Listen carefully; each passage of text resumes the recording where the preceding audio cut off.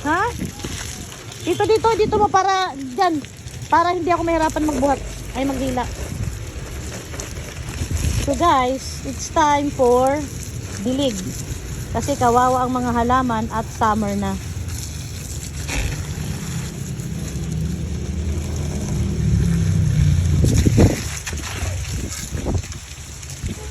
Ayan.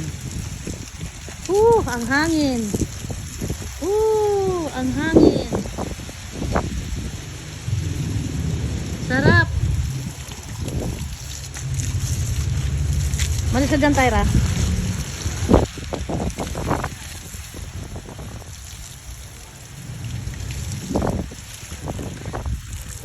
Dina, hindi ko mahila, Dina.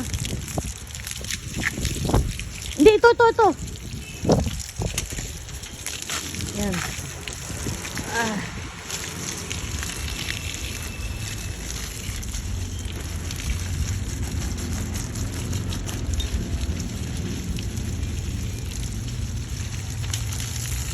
Ito nakalimutan ko.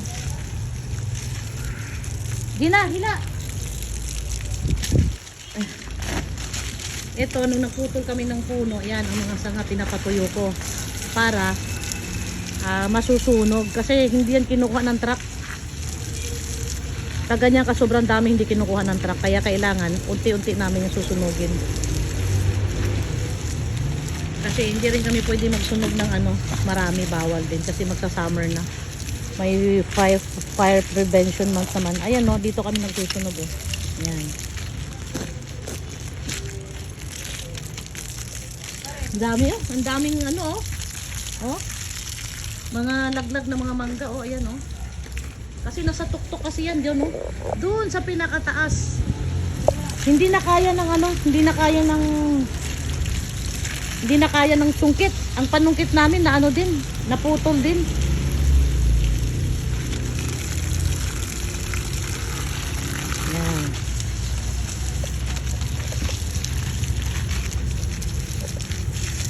Yan si Tyra babasain ko yan para para maprestuhan siya. Naligo naman na yan nung isang araw.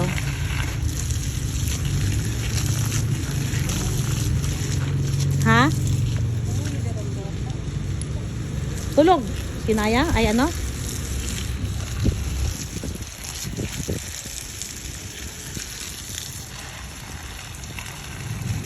gusto ni Gina siya ang magdilig. Sabi ko ayoko ako magdidilig. Kasi gusto ko, mamaya Tyra, paliliguan kita Tyra. Kasi gusto ko, ligong-ligo talaga sila sa malunod-lunod talaga sila sa tubig. Kasi nga, minsan sa sobrang busy ko, nakakalimutan ko silang diligan. So at least ito, mga 1 week to, kahit tag-araw, magsusurvive sila. Kasi may pondo sila sa ilalim, di ba? Moist pa ang kanilang lupa sa ilalim. Ito, may nakakilala nito. Itong pagkain na to. Kalinom. Ayan. Chinese alokbate ang tawag nito yata. Kung hindi ako nagkamali. Ayan. Kalinom. Masarap yan guys. Napakasarap yan. Ilaga mo lang. Sausaw mo sa toyo at kalamansi. Ang sarap.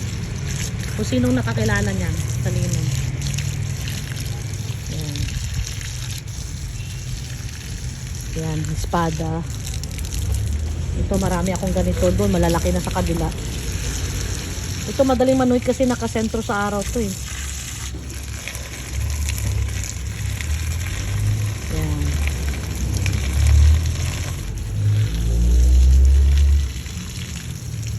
Ganyan ako magdilig guys. Ang pagdilig ko, lunod na lunod talaga sila. Ito pa yung ko yung tawag nito rubber tree plants yan.